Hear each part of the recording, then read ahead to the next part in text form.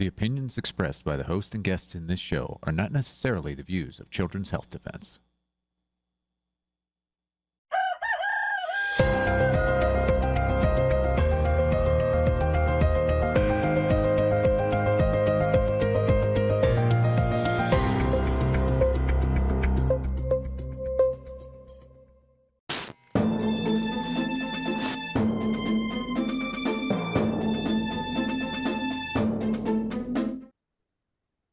Good morning, CHD. It is October the 23rd. It's Thursday, it's 2025. We are live here at CHD TV with Financial Rebellion. Good morning, Catherine, and good morning, Carolyn.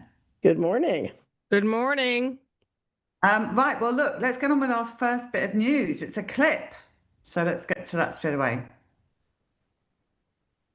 Concerned Americans have urgent and important questions about geoengineering and contrails.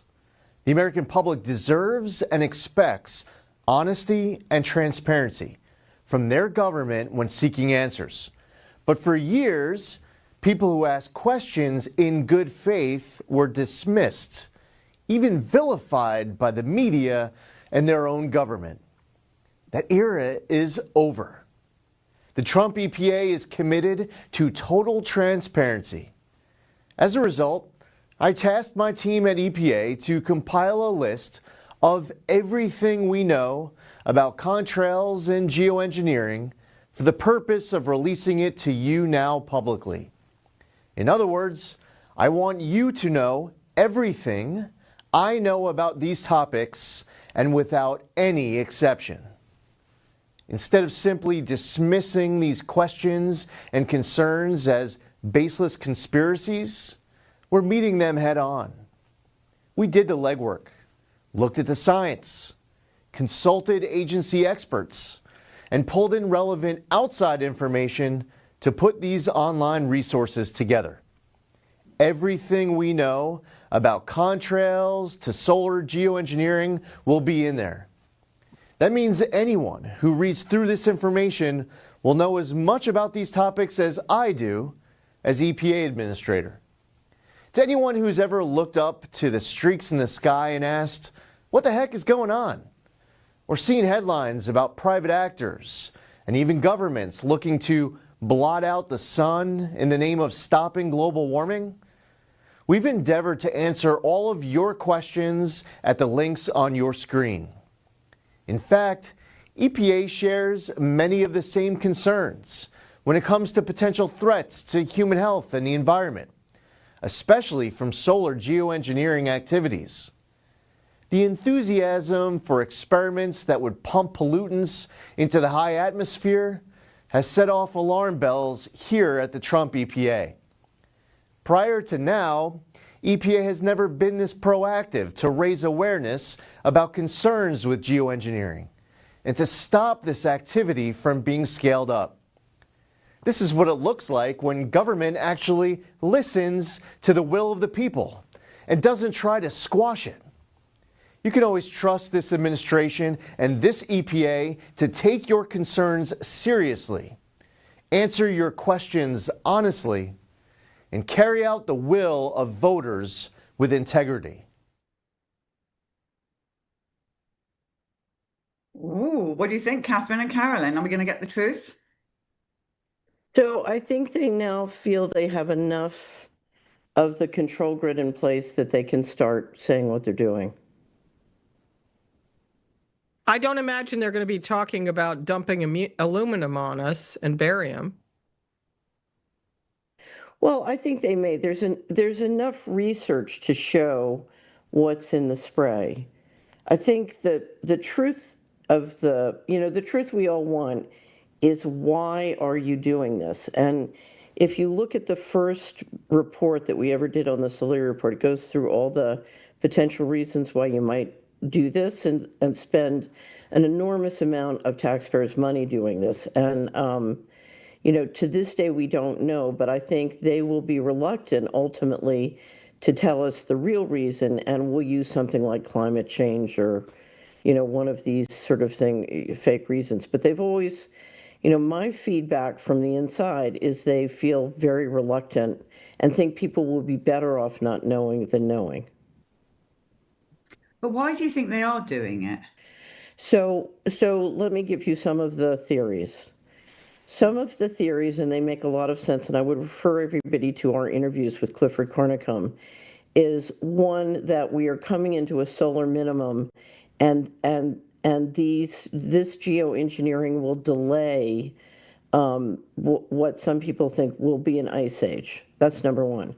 The second is that by essentially digitizing the environment, you create a space fence that, for national security purposes, think of it as like a radar system that will allow you much more powerfully and more quickly to understand what's coming in, but also to keep people, or what's coming in, but also to keep people in. So it will facilitate your surveillance system. So there's Alana Friedland has several books on the space fence.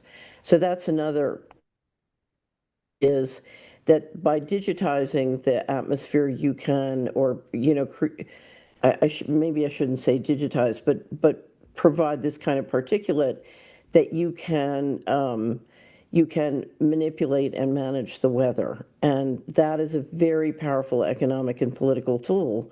There's various, if you look at some of the warfare that we've implemented against different countries, it's essentially weather warfare, or what's called natural ecosystem terrorism.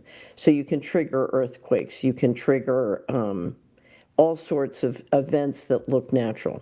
So it's literally a weapon of war, but also something that manages economic control. You can steer a hurricane. Well, So yeah, but doesn't that bring up the question as to whether Katrina was engineer, was intentional, and people it, who lost everything due to natural disasters? in my opinion, Katrina was clearly a steered event. But there's real questions. If you talk to people on the ground, in the 70s, in a hurricane, they blew the levees, and there's indication that they probably blew the levees. So there's covert operations on the ground that dovetail. It's Right. not just when you have these kinds of complex disaster capitalism or plunder operations, it's not just one thing. So, and there's a interesting quote we always use from William Cohen when he was Secretary of Defense, talking about, using earthquakes and tsunamis as weapons of war. So essentially you're talking about engineering climate change, but not climate change as the kind of fake climate change caused by humans. You're talking about climate change. If you go throughout history, there have regularly been cycles of almost near extinction events coming from various things in the solar system, including a solar minimum. And so if you look at the history of sun activity and sunspot cycles, there you can really see when that activity goes down, it has very terrible influence on the economy and on the sort of the economy and you'll see, for example, relationships historically between sunspots and how well the stock market or the economic indicators do. So I think one of our biggest, we have a section at Solari on unanswered questions, and then quarterly we talk about the unanswered questions. And my biggest unanswered question is, what are the geophysical risks that the leadership is concerned about? And then, how does it relate to things like the spraying? I will say one thing. It is clear from the great poisoning and the difficulty, I think one of the greatest contributions that Bobby has made so far as Secretary of HHS is what we're seeing is the difficulty of trying to stop the poisoning of our children and population.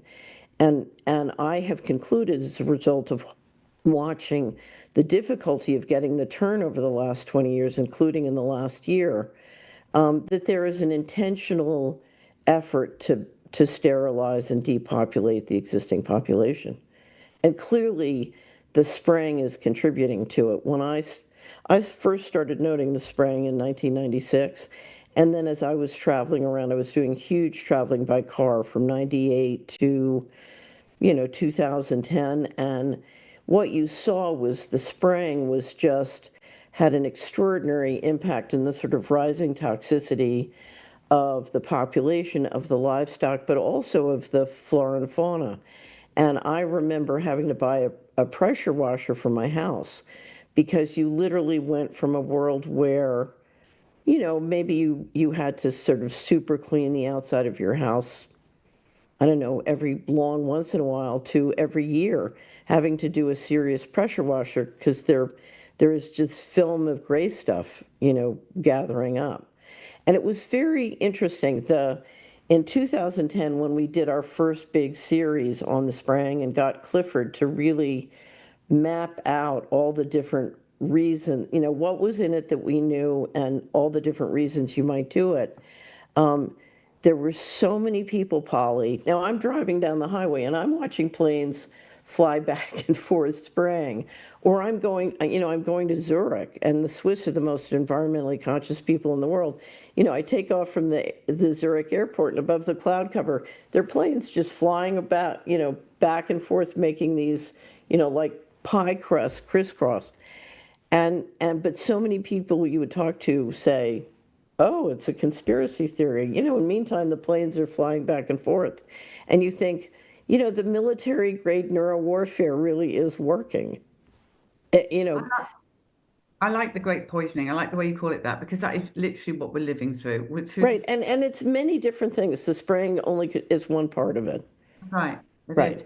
And I hate to say it because people used to ask me this years ago, 2016, when I was doing Vaxxed, what is the agenda here? And is it depopulation? I'd be like, that's too dark. I can't go there. Now I'm right in on that. I'm sorry, but I'm right in on that. I can't see what else it can be. So, Control. well, yeah, but I think it's more than one thing. I don't think, I think that's definitely happening. But here's the way that you can be sure it's either sterilization, lowering fertility, or simply lowering life expectancy. And that is, in Washington, what you see is you will always see an official goal for an activity or an expenditure of money. And then when it doesn't achieve the goal, they'll say, oh, it's not working, it's complicated, it's difficult, we have to do. And what you discover over if you bring in a team of people who really starts to fix it and get it going to the goal, they of course get fired or shot or killed and thrown out. And then it goes back to not working. And then you discover, oh, that's because there's an official goal to justify using taxpayers' money. And then there's a real goal. And what you can see over a long period of time, if the official goal can chronically never get accomplished, it's because it's not the real goal. It's the goal that's been set to justify using taxpayers' money to achieve a goal that has a purpose that is either not legal or politically acceptable, in official reality. And what you can see on the Great Poisoning is people have been trying to bring transparency to the Great Poisoning or turn it around for decades now. And the reality is it's because it's intentional. They're trying to poison the population. Yep. That's True. it. Okay, well, look, let's move on to our next, shall we? I think it's an article by Brenda Belletti. There it is. On the backs of digital slaves, Musk, other Trump-era tech elites building global digital control grid. Catherine, I know you've got a lot to say about this. So Patrick Wood is one of the greatest leaders in trying to help people understand the effort to switch from, in the United States, a republic form of government to a technocracy where you have very complete central control using digital and other technology. And he has written books and done a wealth of helping us understand what's happening. And just really a special person. And he has just published a series of symposiums, 3 of them that you've live streamed on CHD TV, called Omnivore Symposiums. And he's teamed up with David Hughes, who's a remarkable scholar from the UK, who we published his big piece, Omnivore. And that's his expression. Daniel Brody is one of his colleagues from Japan. The first two had Lissa Johnson from Australia, who I think is, if I was going to help you understand mind control, and I was going to give you three names of people who could really help you understand what is happening in terms of influencing people and why some people in your family are behaving very strangely and pretending there's no grade poisoning, Lissa is one of the top three of doing that. And it was very interesting because David and Lissa and Daniel came together several years ago. There was a group trying to persuade the freedom movement that that COVID had happened as a psychological eruption of the people who wanted central control. And, the theory was kind of all bunk. But Lissa and Daniel and David got together and published a huge piece in Whitney Webb's website on, it was called Mass Formation versus Mass Atrocity. And it was the most remarkable documentation as of, I think, 2023, that COVID had been a mass atrocity. I mean, it was a brilliant work. All three of them are absolutely amazing and brilliant scholars. Anyway, so they teamed up with Patrick to do these symposiums, and they are really excellent in helping you understand, or if you look at our wrap up with David Hughes on Omnivore, they are magnificent in helping you understand how all these different control systems are coming together. And most of us interact with the different pieces of the control system, as separate items that make our life more convenient. But Patrick and the Omnivore team have done an incredible job of showing you how the thing works together. We also did a legislative briefing with Ryan Christian, which it does the same thing. It goes through all the different aspects and shows you how it's coming together and how down the road they have these nutso things like Gates's electronic tattoo. And here's the thing, Polly, because we've been doing this on Financial Rebellion. It's hard for people who've enjoyed personal liberty to fathom that anybody would want to do this. And, and when you get into sort of the end point, one of the things we're going to talk about our 60-day challenge on cash. We have a wonderful person who leads our team cash effort named Susan Luchas. And Susan is up in South Dakota. She's a brilliant MIT trained engineer. And she always gets really frustrated in trying to communicate why you should use cash.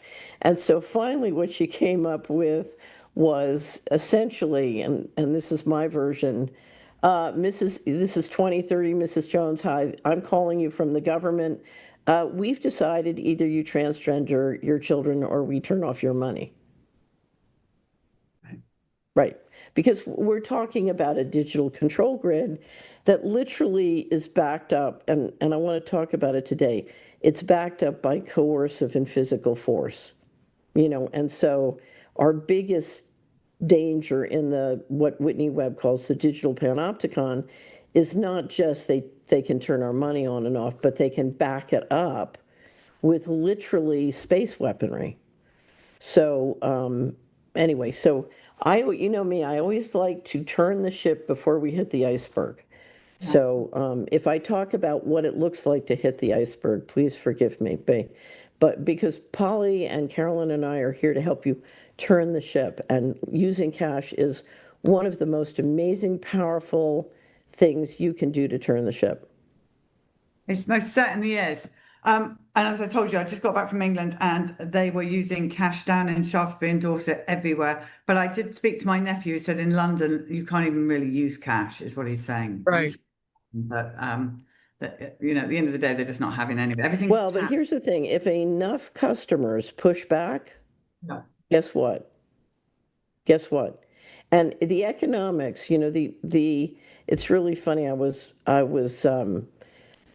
a farmer in the Netherlands, and he has a plastic bowl. You can literally drop by his farm, open up a refrigerator, take out whatever you want. You put the money in the plastic bowl. And when one of our team members was there, they were biking around and stopped to get some milk. And they said, do people steal the money? And he said, not as much as I would have to pay for for a percent to the credit card providers if I use digital. Right. Right. Yeah, I mean, it's It's disturbing how so many people are just they're doing this weird thing with their card where they tap it. I watch them, they're tapping it. Maybe you all know about this. I'm so old-fashioned, but they're tapping it and then that's it. It's done. It's extraordinary. Right. And here's the thing. And it's very quick and convenient, but if something goes wrong, it's going to take you 10 hours to try and get it reversed. Yeah, they do that. That thing that Right. Lucia does now. Well, No. Catherine has been traveling all over the United States for the meet and greets. So we've had wonderful meetings. We were just at Weston Price Conference. And what I will tell you is it's all very convenient to give them your money, but when mistakes are made or fees are charged that weren't in the contract or were not agreed to, good luck trying to get somebody who can reverse the transaction. So what that means is if they mischarge me by $1,000 and it takes me 20 hours of me and my team's time to get reversed, it's cheaper for me to just give them the $1,000. You know how much they're skimming? By making it impossible for you to talk to a human being and get a false charge reversed. I'm telling you, false charges are a huge business, and they're playing your time. And it's. can I Sorry. just say, when I can't pay cash, I use a debit card, and I have a check register that I write down everything that I spend. I mean, that just makes sense because I came out of the age where we wrote checks, and I still write checks as much as I can. But when I was in England, you tap through with the subway, you have no idea how much you're spending. And they have a record or if you're in the subway, they call it, I don't know, tube or something. They have to know all about your credit card in order to charge you the right amount because you tap it when you go in and you tap it when you go out. And so they know where you are, where you're getting out of the subway, and you don't know how much you spent until you get your statement, which, I go and I have to say, ask for statements in paper form. I don't take. They can send me digital statements if they want, but I'm willing to pay to get a paper statement because I don't want. I can't tell you how many people are paid digitally on their paychecks, and when you as an attorney want to show how much their income is, they don't know what their gross income is. They only know their net income, and it's all digital. And trying to dig it up a couple years later to have the evidence, you need to have your records. So, that's the other aspect of all this digital stuff is that people don't have their records and they don't know how much, and they're spending more. Polly, you said that. If you're spending cash, you're really more careful about how much money you're spending. Right. So let's go through the reasons to use cash, but let's start with the definition because I want to talk about the many forms of cash. Yes, and if you look up the definition of cash in Webster's or whatever, you're gonna get a definition in the United States that cash is coins and notes, and notes are the Federal Reserve notes that we call dollars. The coins are minted at the U.S. Mint, which originally was just in Philadelphia, and I think there are other locations now. And the money is printed at the Bureau of Printing and Engraving. But when we talk about cash, we're talking also about the analog non-digital aspects of paying for things in the United States, and that includes traveler's checks, which hardly anybody uses anymore, but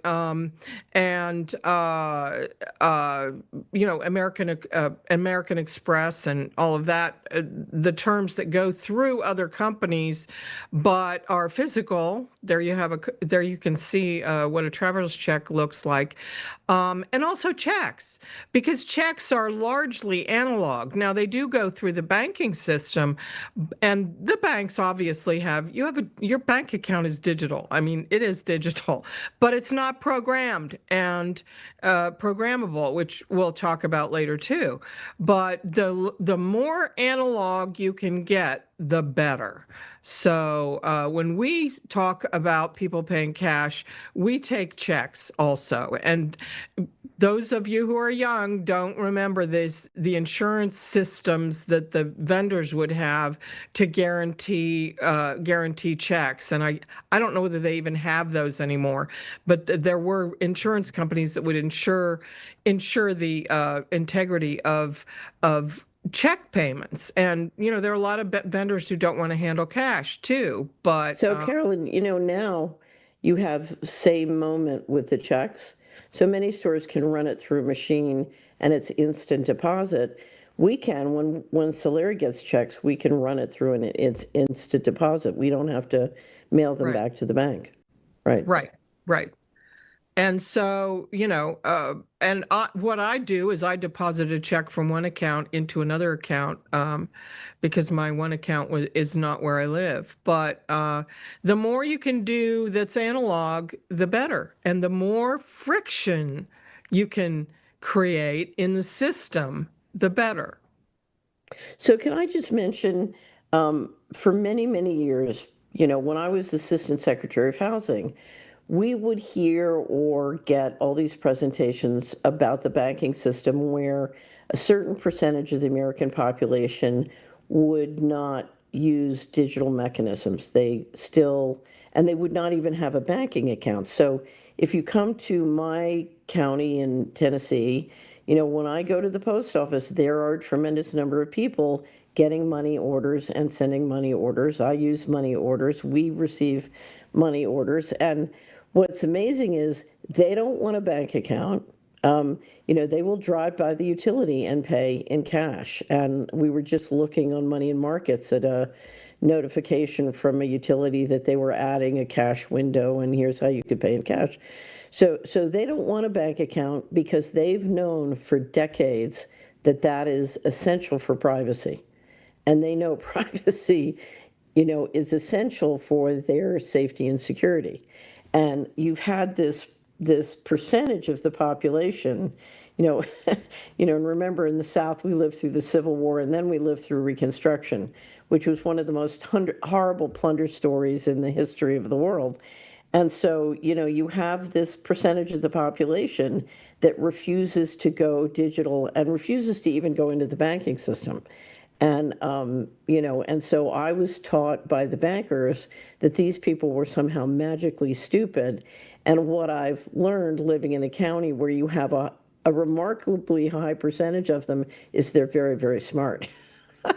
Right. And Catherine, do you want to talk about ACH? Because ACH is having your bank, it's a wire, essentially a wire.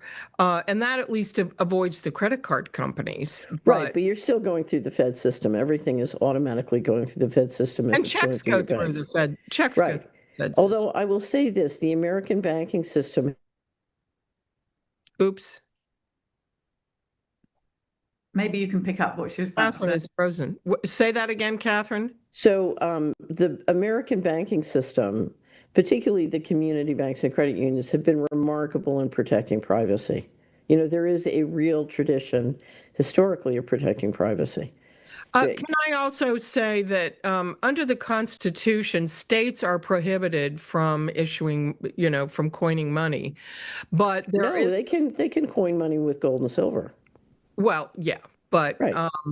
But there also can be local currencies, and right. That's, I guess you could. Well, that would be a form of. Okay, so here's the test. We'll see if Polly remembers. At the 3,100 counties in America, Polly, at the height of the Great Depression, guess how many community currencies there were? I don't know. 3,100. Oh. One of the reasons that the big federal programs were, the WPA and all of that kind of thing came in was the local economies were building, resilient, self-sufficient local economies with community currencies. And so, oops, we had to flood money back in to get central control. Okay, so we've and also remember, if you want to keep analog alive, there's a tremendous amount you can do with barter. So right. Barter is if you look at the percentages of the global economy that do barter, it's huge. So, and in some areas fast growing. So there are many of these systems if we start to think creatively about staying in cash.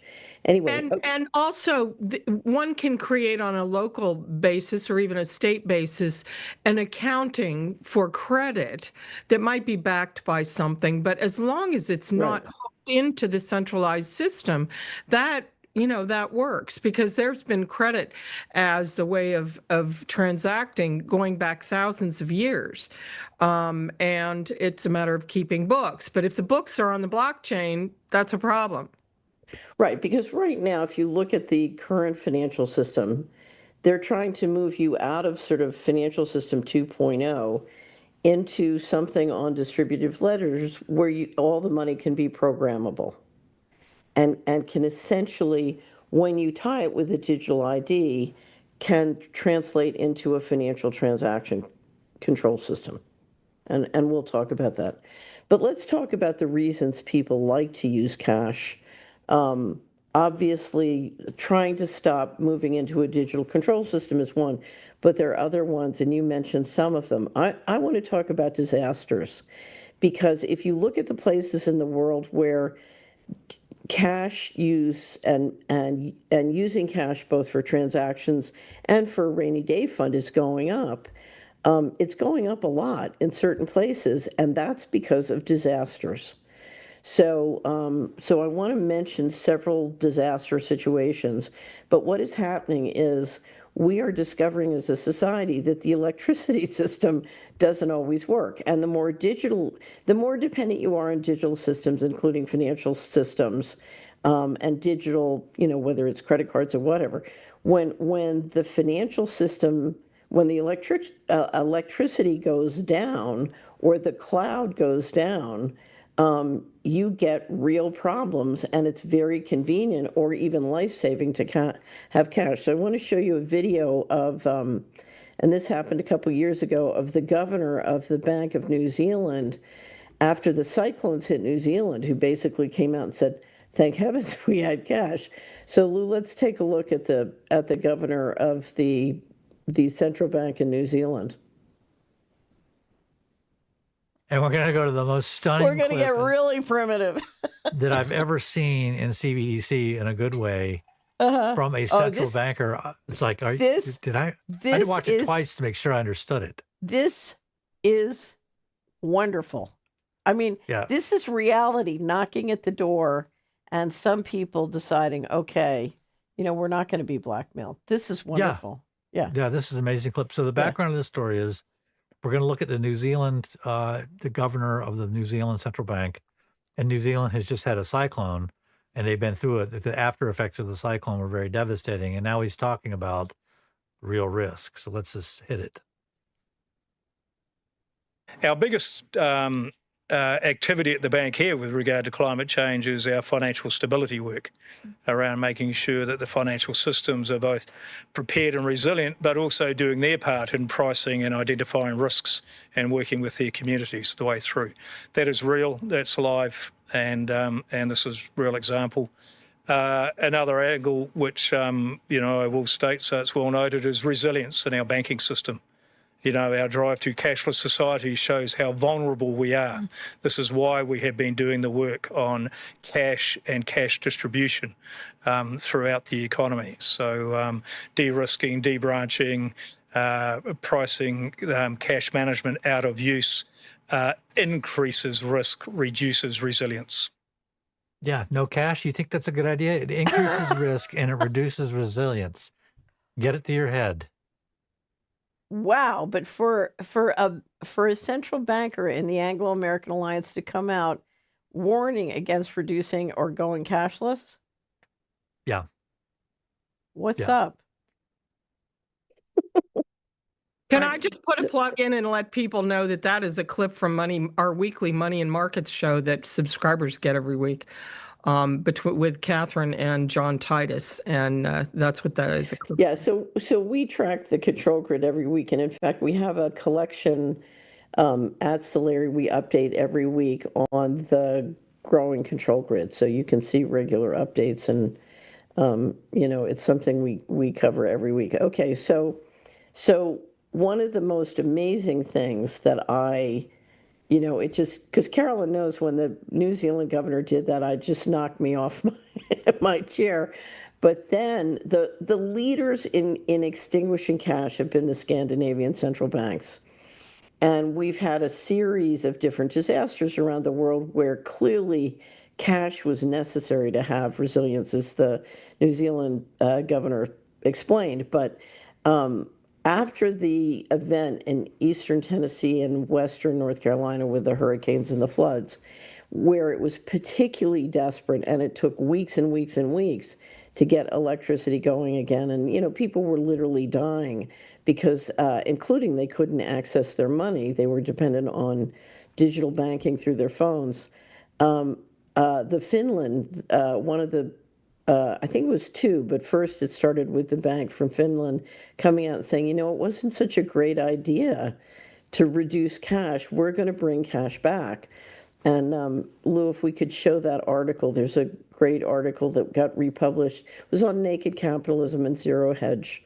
And I sent you the link yesterday. Yeah, world's oldest central bank keeps sounding alarm on fragility of cashless economies.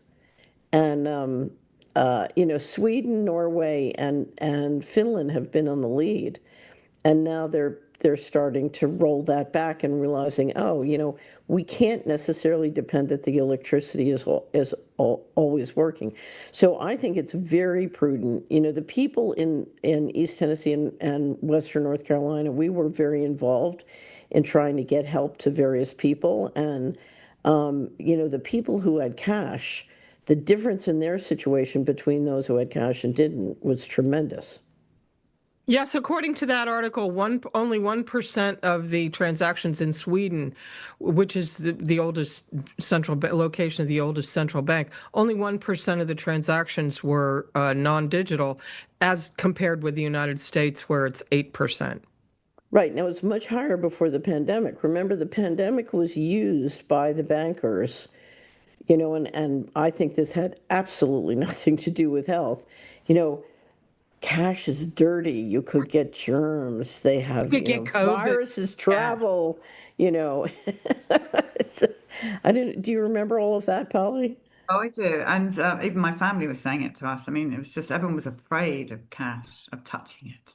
So, But I'll tell you, when the electricity goes off and you're actually in a store, there'll be a line for people who have cash and can go ahead and complete their transactions. And when the electricity is out or the internet is down, the people who have a credit card can't do anything. You know what I find it's astounding, not just in America, but in England too, is how many young people at the cash till can't count cash.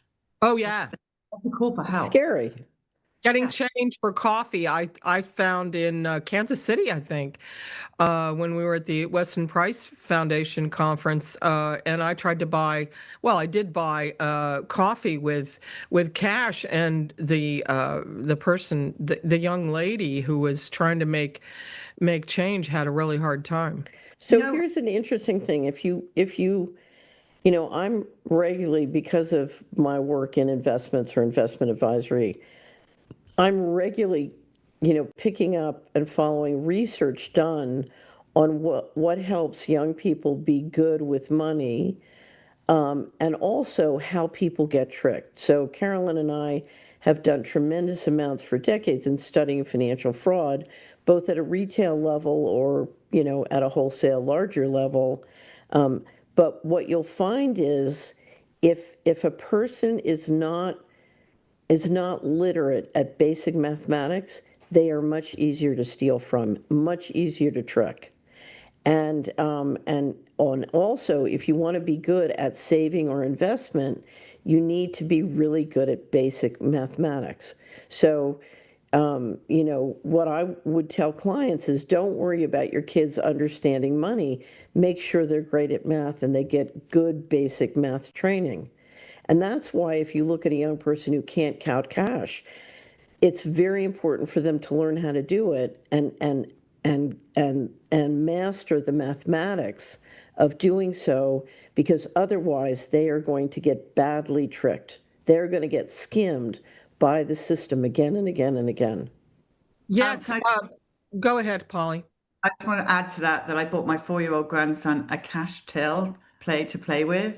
So I can't recommend that enough, people, because they're playing with the cash, they're counting the money, and it's a good start. It's a good little. It's a great start. I give them piggy banks, and they're piggy banks now where you can drop it in and you can see your money. And I think it's a great way to get kids to learn how to save. Yeah, I have to tell you that. Go ahead. Sorry, I don't mean to interrupt, but bringing back pocket money as well in cash rather than this weird other stuff like chores for pocket money, the good old days when we did that. It gives you a good sense, and then you can save your money and go and get what you need to do. We need to bring all that back. Right. And remember, Christmas is a great time to bring some of these things back, right? These make great presents. So I'm Christmas.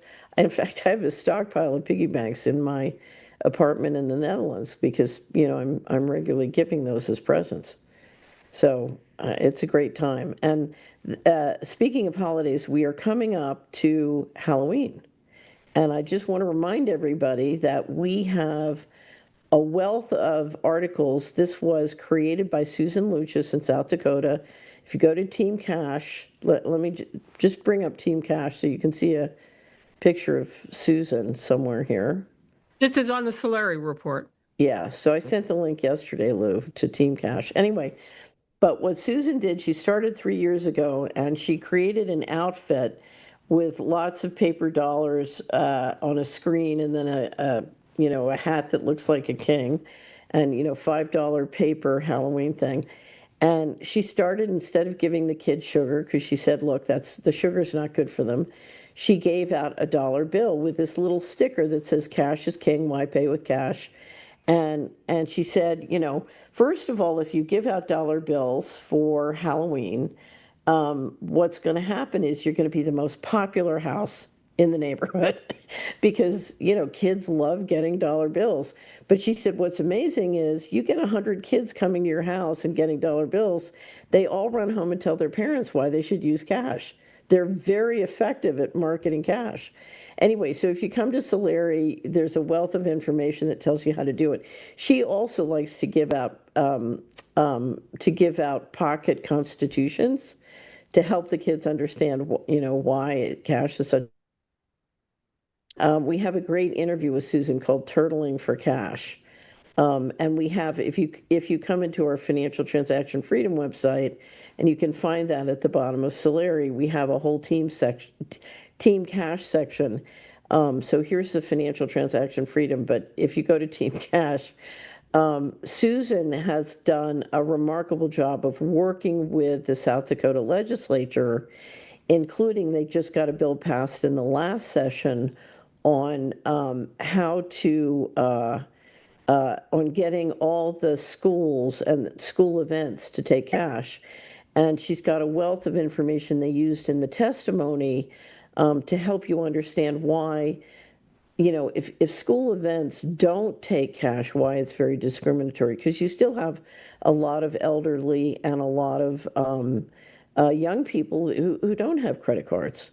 So anyway, but there's a wealth of information you can use in your community or with your state legislature to help you understand how to start, getting cash understood and adapted.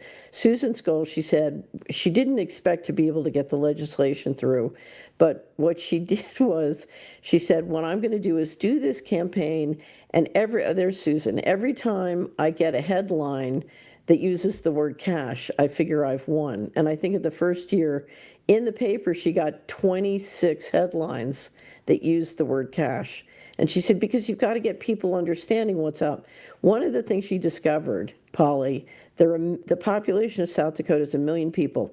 Guess how much money the credit card companies take out in fees from South Dakota every year? A humongous amount. Enormous amount. $700 million, 700 per person. Imagine if every person in South Dakota had, or their small businesses had $700 more a year. It's remarkable. That's what you get if you use cash. Okay, so let's turn to, and I think, the person I credit with really educating people about this is a guy who has a great financial show in Tennessee called Dave Ramsey. At this point, he has many books, many shows, very famous. And he has been a proponent of getting people out of debt and being prudent in their spending and getting them saving. And he has all sorts of ways to learn how to make a budget. And but one of the things he has is he has everybody put cash in envelopes. So my budget is, here are my 10 envelopes, my envelope for food, my envelope for gas, my envelope for this, and you put the cash in, and you can't spend more than you have in the envelope. And it's a way of making people very, very cognizant and very aware of how much they're spending. And as Carolyn mentioned, if we use cash, we tend to spend less, right? And it really, really does work. And it's a way of getting you to be very careful and conscious of what you're spending, and then hopefully getting out of debt, because I will tell you, debt is one of the most dangerous things for any person or family in America. If you study the history of finance, any society that adopts, it's called usury, or interest rates at above sort of a certain market or natural level, it's a matter of time before they fail. And America, unfortunately, in the 80s and 90s, essentially legalized usury. And it is one of the critical parts of what I call the financial coup. And it's one of the reasons we are failing as a society. And that is because you have insiders who are paying anywhere from 0 to, a very small percent to borrow money, and outsiders who are paying on average 17 to 50%. And, it's a matter of time. If the insiders have total surveillance access to all of our data and can borrow money essentially for free, and we have no access to the data or the knowledge, and we're paying anywhere from 17 to 30%, it's a matter of time. It's a matter of mathematical certainty that the outsiders are going to end up with nothing and being slaves. And this has been instituted very much through the credit card and financial systems. Catherine, can we talk about the 60-day challenge at Solari? Because I need to. Yes. Okay. So we finally, I finally exploded. I don't know if you've heard me, Polly, but lately I keep screaming, "Get off the couch!" And finally we decided. You remember Brianna, who we had her on the Solari report to talk about some of what was happening in the food area. We have hired her to take our Substack and just focus it week after week after week on everything we can do to preserve cash. And so we've announced a Solari 60-day cash challenge. And we've just finished another one of our monthly legislative briefings for legislators, and we have model cash legislation to help people who would like to work with their legislators to get the state legislator also protecting cash. And what we're challenging everybody to do is to look at all the things you can do in your life, from using cash daily to teaching other people about it to Cash Halloween, and these different steps. But we're also working on the providing the monthly briefings and the model legislation, so that if you want to work in your state to get the state legislator helping you preserve cash, you can. Let's just show, we have a clip from one of our recent state briefings, and let's just show that, and then I'll talk to you about how you can get signed up, get all the information, and plug into the 60-day cash campaign.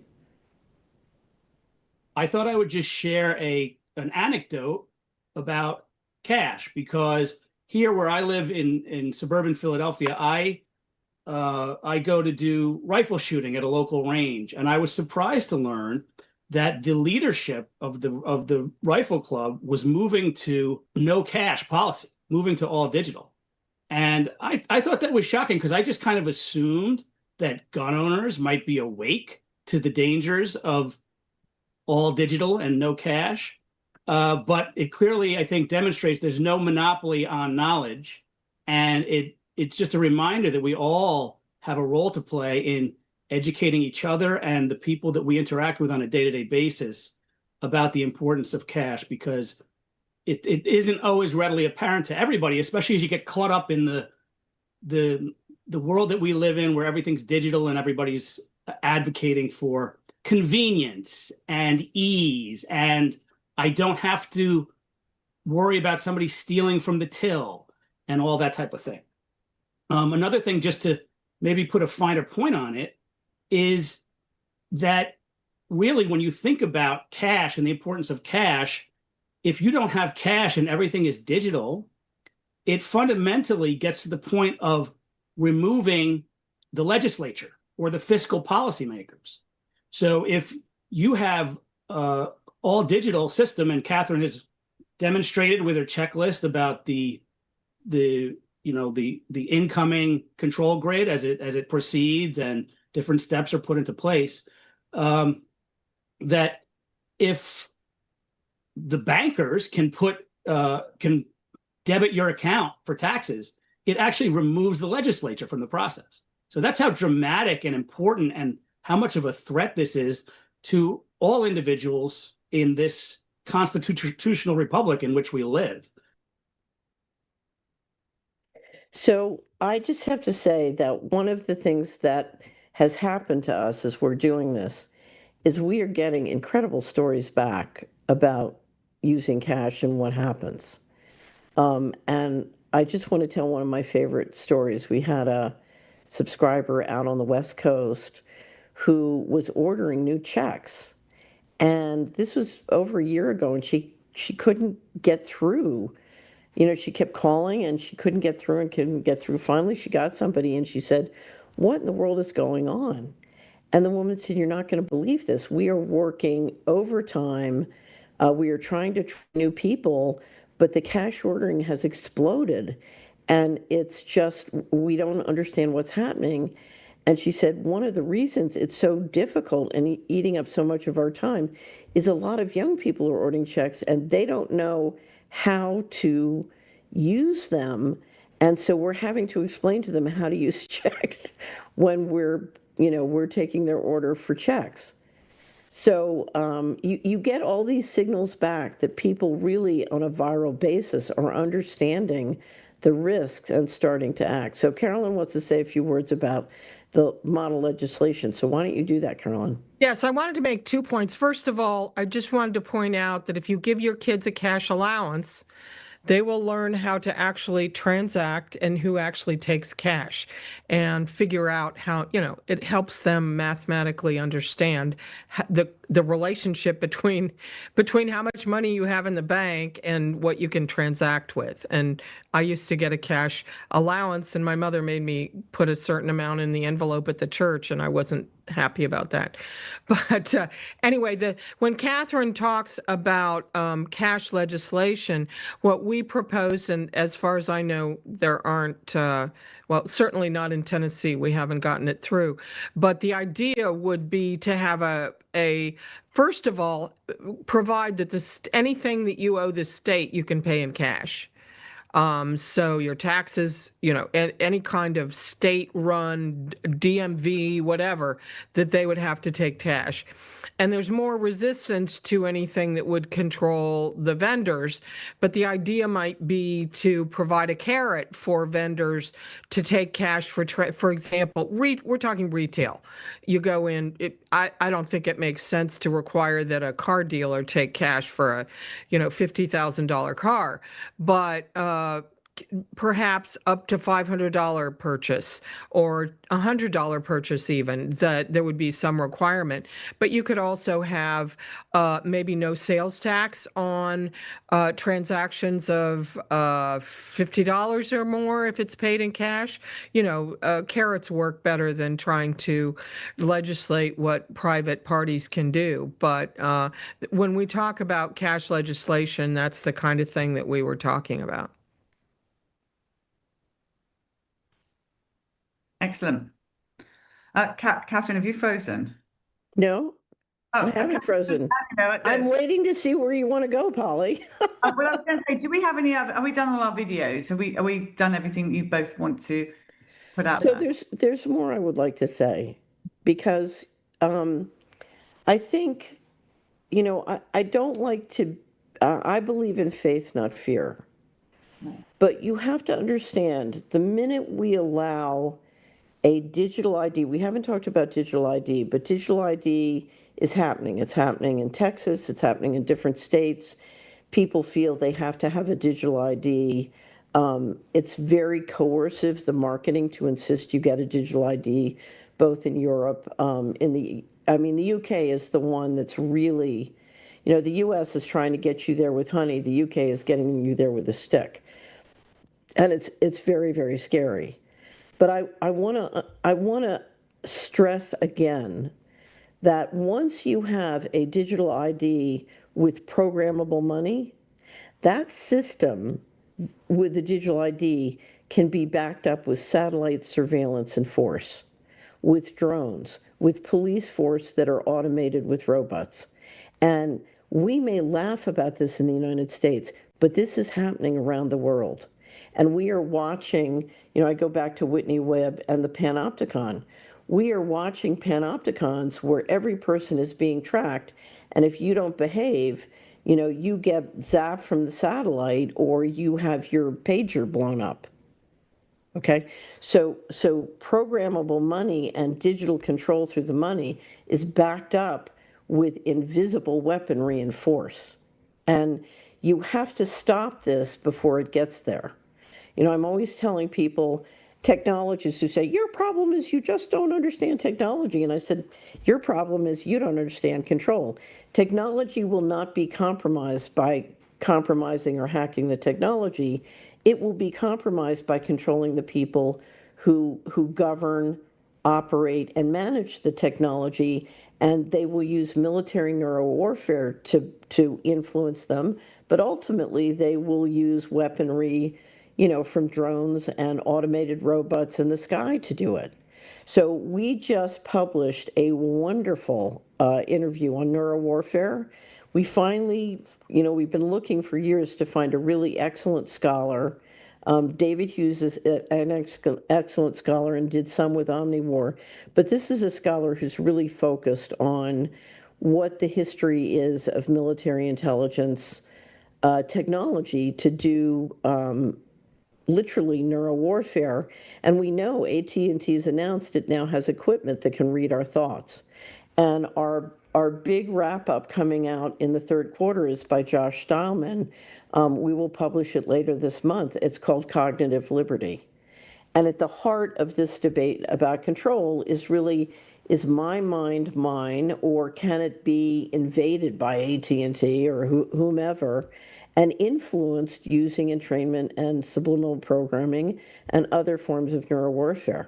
Now, these are topics that make people uncomfortable and we've avoided, but we have to talk about them now because we're now in the end game of control. And these technologies are coming, and we have to turn, as I said, we have to turn the boat before we hit the iceberg.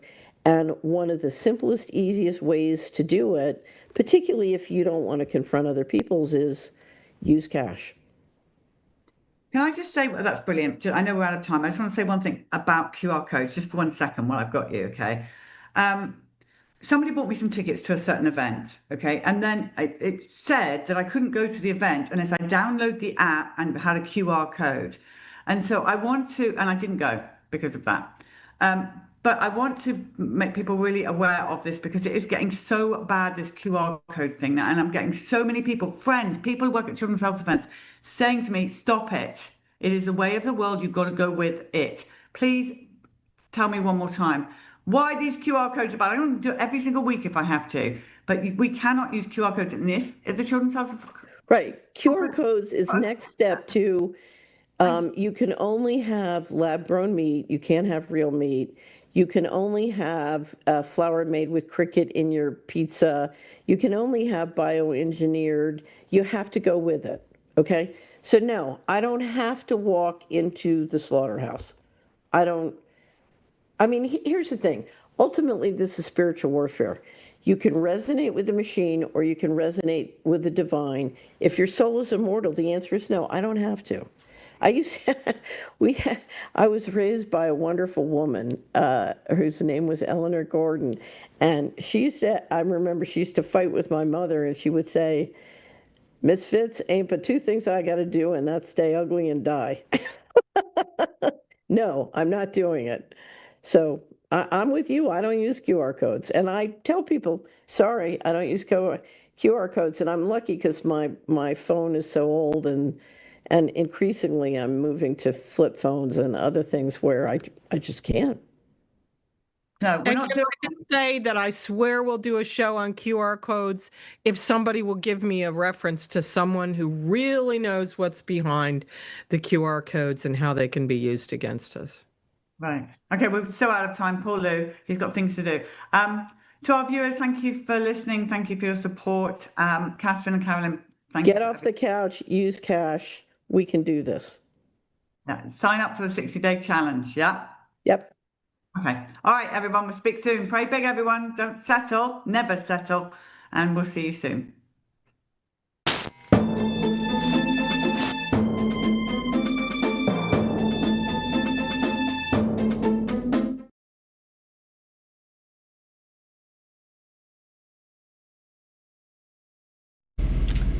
We are live. Okay, tell everyone your name. Tabitha Allen. Okay, Tabitha, this is a story about your mum. I'm just going to show everybody your mum. I'm about to put, it's a bit out of focus there. I'm about to put Audrey on the memorial page. All right, tell us what happened. Actually September 4th of 2021, she got diagnosed with COVID. She went to a regular doctor. He gave her hydroxychloroquine. She took 1 tab. Her oxygen level plummeted. Somebody took her to the emergency room. I didn't know what was going on. Dropped her off. They admitted her, and immediately we could not access her. We couldn't. Was this the hospital you worked in? I do, yes. As a nurse, as a administrator? Medical records. Medical records, yes. yeah. Yes. So even though you worked in there, you still could not get to her? No. We told them we did not want remdesivir or dexamethasone. We would like something else. Can we have an alternative? They refused. They said, this is the protocol, this is what we'll be giving her. We asked for ivermectin. No, you cannot have ivermectin, it's not working. Finally got one doctor who said she would give her ivermectin if I could give her a peer-reviewed paper. There had just been a peer-reviewed paper that dropped that said that they were seeing improvements by administering it. I sent that to the ICU unit. Well, she wasn't in the ICU yet. She was on the regular floor. They refused. That doctor would no longer talk to me except my phone calls. They moved her to another floor. I told him I was coming to get my mom. I was going to bring an oxygen tank and I was transferring her myself. They told me that she would have to crawl to the front door because they would not help her out. And the nurse said, and by the way, she's 2 weeks, so that's not happening. She felt really good. She said, I don't even feel like I have breathing issues. I don't know why I'm here. I don't know why they won't let me go. They want me to take 5 days of this treatment, and they said I'll be fine. Wait, can we just go back a second on this? You're speaking to her via phone, and she's saying she doesn't even feel ill. Well, she said she felt ill, but she did not feel like she needed oxygen. Yeah, she didn't feel like she needed oxygen or that she needed to be there. She wanted me to come get her. I told them I was coming to get her, and they said she would have to crawl out. And in her medical records, it says that we refused all medication because we felt like it would boost her immune system. You said that in the medical records. And then it said, do not administer ivermectin. Patient and family keeps asking. All right, so what happened? She would call me and say that they had tied her down. She had her phone in one hand. We refused the dexamethasone and the remdesivir, but they went ahead and gave her a loading dose. We got them to stop it. They took her phone from her for 3 days. When I would call, they said she doesn't want to talk to you. I asked for the case manager. He called me and said she doesn't want to talk to any of you guys. She wants to receive her medication and she wants to live. And I said, if you have any decency, this could be the last time I speak with her. Walk into the room and let me hear her say she doesn't ever want to speak to me again. And he walked into the room. Well, he hung up and he said, let me see if I can arrange this. Called me back an hour later, walked into the room, and he said, hey Audrey, it's Dr. So-and-so. Can you talk now? And she said, no, I have a effing headache. He didn't tell her, I have your family on the phone. Do you want to talk to your family? Or anything like that. And he said, see, she doesn't want to talk to you. And that was the end of the conversation. After they finished the 3 days, they let her have her phone back. And she said they put my phone on the side that they have my hand tied the tightest. So I couldn't get to my phone. She said they've covered up my nurse button to where I can't see the call light. I called and asked, I said, is her call light covered up? She said she can't see the light. No, that's not true. That's not true at all. Her call light. I got into the hospital finally, they covered up her call light. And they said, well, she couldn't see, so we put one of those heart monitor things with a tab so she could feel. And I said, well, she just had cataract surgery 6 months ago and it has 20/20. She was looking for her light, and that's what she kept telling me. I had to fight to get a feeding tube put in. They kept refusing to feed her. And I said, just put a tube in. Just get her some nutrition. Keep her energy going. They refused for that. I tried to get them to do the Right to Try Act, because they said she's not going to make it. They wouldn't do the Right to Try Act. They just kept refusing any alternative that I would ask for. They finally said that she had a 50-50 shot because she did not want a trach put in. I fought the intubation as long as I could, but once they intubated her, the night before they intubated her, actually, I gotta tell this part, she called me and said, there's 2 guys in here harassing me. They're my nurses, and they have been jumping on the end of the bed because I want them to turn my light out, and they won't turn the light out. And I called the nurse manager of the floor, and she got on the phone, went into her room and said, her light's out, I don't know what she's complaining about. And I said, is she delirious? No, she's not delirious. Why would my mom say that if she's not delirious?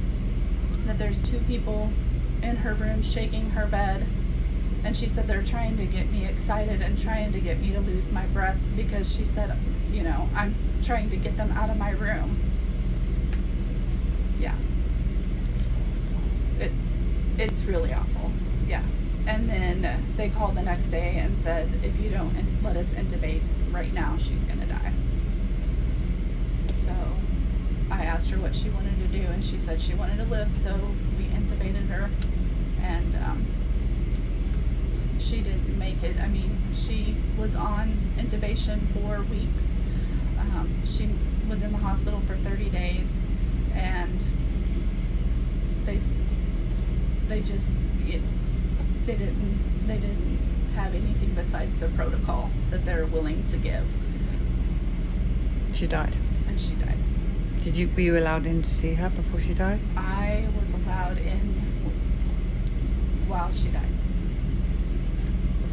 Have you got her records? Yes.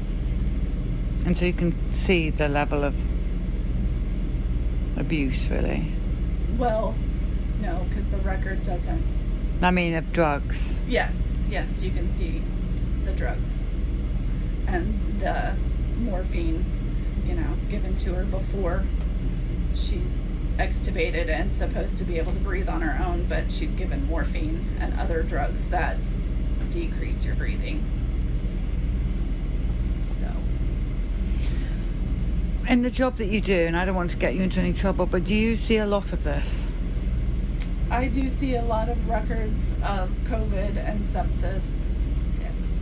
And in the unvaccinated, or both? I actually don't. That's not the bit you don't see? I don't look at that portion. Well, we're really sorry this happened to your mum. Is there anything else you want to say? I'm going to put her up on the hip. Is there anything else you want to say to the people?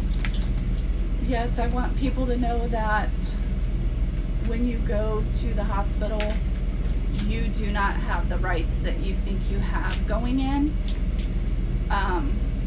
They will not allow you to have anything that they don't already have in place as a plan for that.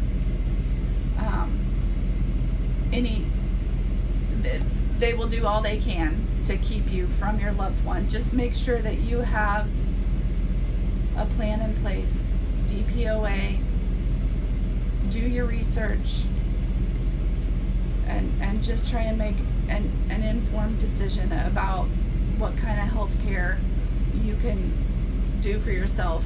Boost your immune system before the next round comes.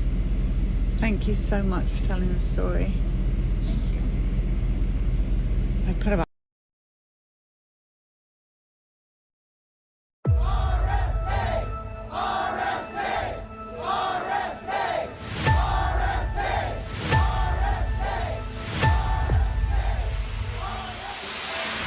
Some 40 to 70% of mothers who have children with autism believe that their child was injured by a vaccine.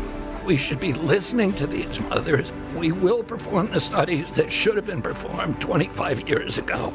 This is the most important thing. There's nothing more important than that. This guy is staking his presidency on ending the autism epidemic, and he talked about vaccines. We want no mercury in the vaccine. We want no aluminum in the vaccine. We didn't know if he was actually going to touch on vaccines, and he was all over it. There's no reason to give a baby that's almost just born hepatitis B. He basically gave parents permission not to vaccinate their kids and definitely not to take Tylenol. We now have data we cannot ignore. There is a causal relationship between prenatal acetaminophen use and neurodevelopmental disorders of ADHD and autism spectrum disorder. The truth is, vaccine injuries are real and they've been ignored. Society does not want to acknowledge vaccine injury, period. These childhood vaccinations, the people of America are telling us they are not safe and effective. We are seriously concerned at Children's Health Defense about the disinformation and misinformation out there. The government has decided that this particular industry doesn't have to be liable to anybody. There's only 10% of children are complying with the CDC's recommendation on COVID boosters. A record number of kindergartners didn't get at least one state-mandated vaccine. And the number of exemptions is up. Vaccination rates in children start to drop once again.